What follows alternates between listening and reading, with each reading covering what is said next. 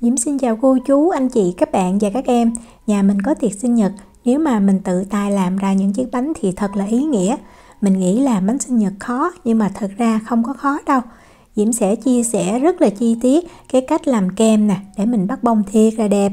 Rồi cách làm nguyên một chiếc bánh luôn. Bây giờ đầu tiên mình sẽ vào bếp làm kem bơ trước với Diễm nha.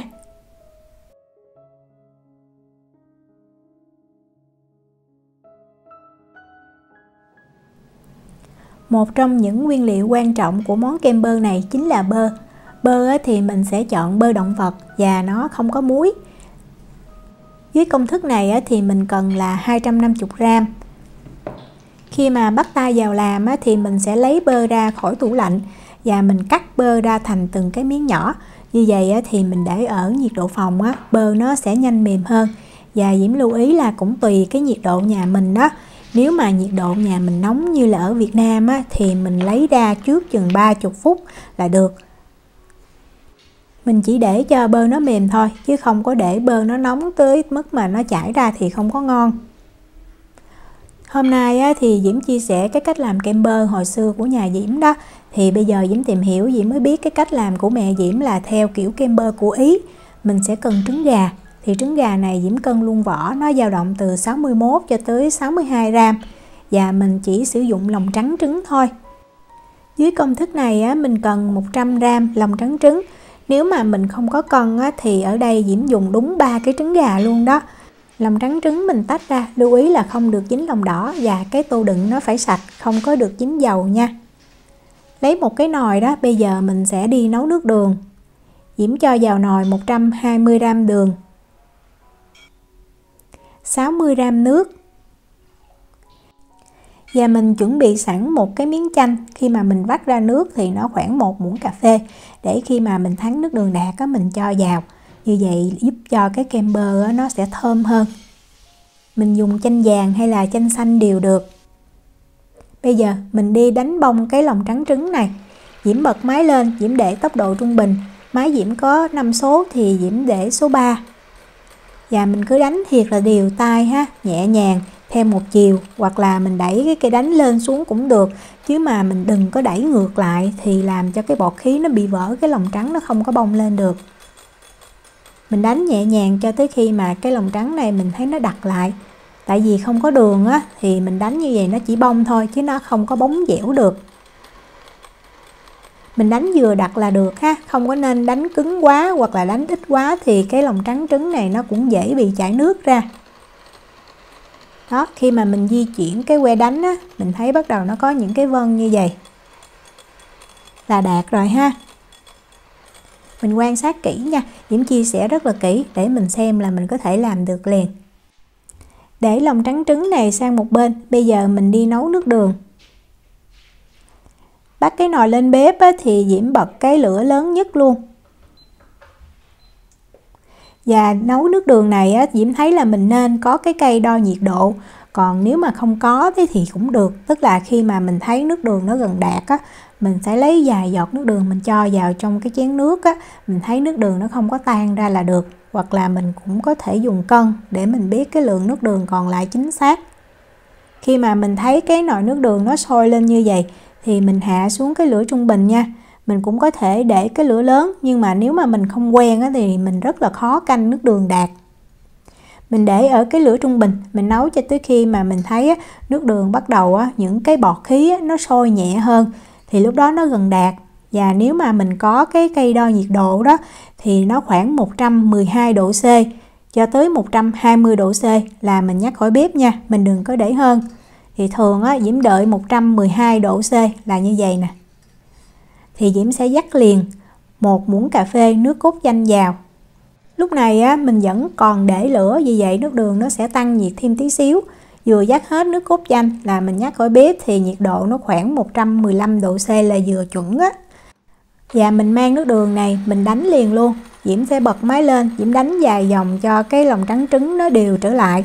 Rồi mình lấy cái nồi nước đường vừa bắt xuống khỏi bếp mình cho từ từ vào. Cái này là Diễm giữ nguyên cái thời gian mà Diễm làm luôn Đó, mình cứ cho từ từ.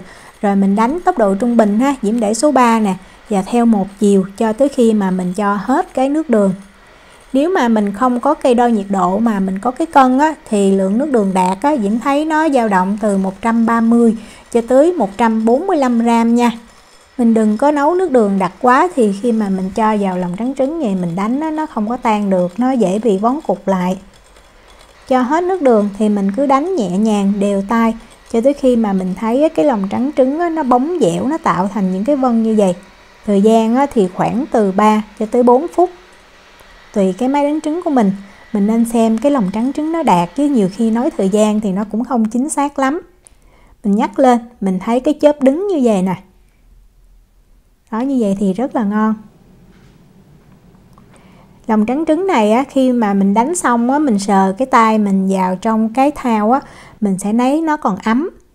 Đó, mình nhắc lên nó cứng, nó đặc như vậy thì đạt ha. Thì bây giờ á, mình sẽ để cho cái thau này và lòng trắng trứng nó nguội. Mình có thể ngâm nguyên cái tô này vào trong cái thau nước lạnh, hoặc là mình cho vào trong tủ lạnh đều được ha. Diễm á, thì Diễm cho vào trong tủ lạnh. Hồi xưa mẹ Diễm làm á, là ngâm vô trong cái lu nước á, cho nó nguội nhanh. Này là Diễm để trong tủ lạnh chừng 30 phút thì nó đã nguội. Mình nhớ sờ thử ha, là lạnh mát tay chứ không có được ấm nha. Thì lúc này á, bơ mình để đó, mình kiểm tra, mình cũng thấy nó đã mềm như vậy. Như vậy là vừa ngon nè, đừng có mềm quá hoặc là cứng quá, thì khi mà mình đánh á, cái bơ nó bị vón cục lại, nó rất là khó tan. Lượng bơ á, thì mình sẽ cho từ từ từng chút một ha, như vậy đánh nó dễ tan hơn. Diễm bật máy lên á, thì Diễm cũng để máy ở cái tốc độ trung bình là số 3 và mình cứ đánh theo một chiều. Mình cho bơ vào, mình đánh mình thấy á, bơ nó tan, không còn lợn cợn thì mình tiếp tục mình cho cái lượng bơ tiếp theo. Bắt đầu mình cho khoảng phân nửa lượng bơ á, thì mình sẽ thấy là cái hỗn hợp này nó có cái tình trạng lợn cợn, giống như là bị vữa hay là bị tách nước gì đó. Cái này thì bình thường nha, tại nhiều khi á, mình kiểm tra bên ngoài cái thau nó mát rồi, nhưng mà bên phía trong á, ở giữa cái lòng trắng trứng nó vẫn còn ấm, thì cái bơ nó bị chảy ra, nó dễ bị tách nước, nhưng mà không sao hết. Mình có thể á, nếu mà mình đánh lâu mà mình thấy nó chưa có hết cái tình trạng vữa, thì mình cứ tăng cái tốc độ máy lên và mình đánh đều là tự động bơ á, nó sẽ hòa đều trở lại, nó không bị tách nước nữa. Đó, để Diễm quay, cái này là mình thấy á, bắt đầu giống như nó hơi bị vữa rồi nè. Đó, tức là nó không có mịn mà nó lợn cợn. Mình đừng có lo, mình cứ cho bơ vào và mình tiếp tục mình đánh. Cho hết cái lượng bơ và mình đánh khoảng thêm 30 giây nữa là bắt đầu nó sẽ mịn trở lại.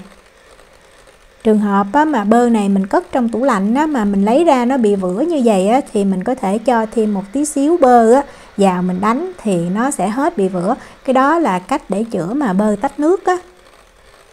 Diễm nhớ ngày xưa lần đầu tiên mà mẹ Diễm làm bánh kem là không có bơ đâu, sử dụng mỡ trừu á, rồi pha với lại sữa đặc có đường, mà làm bằng tay không, rất là cực. Rồi sau này á, dùng bơ này rồi có máy đánh trứng á, thì mình làm á, thấy nó nhanh và nó tiện hơn. Đó, mình đánh cho tới khi mà mình thấy nó hết bị vữa và nó đặc như vậy. Thì Diễm lấy cái cây phết bột đó, mình tém lại trên cái thành, tại vì trên cái thành mình thấy nó còn lòng trắng trứng nè. Mình tém lại như vậy để mình đánh thêm một tí xíu nữa cho tất cả những cái nguyên liệu á, nó hòa đều với nhau.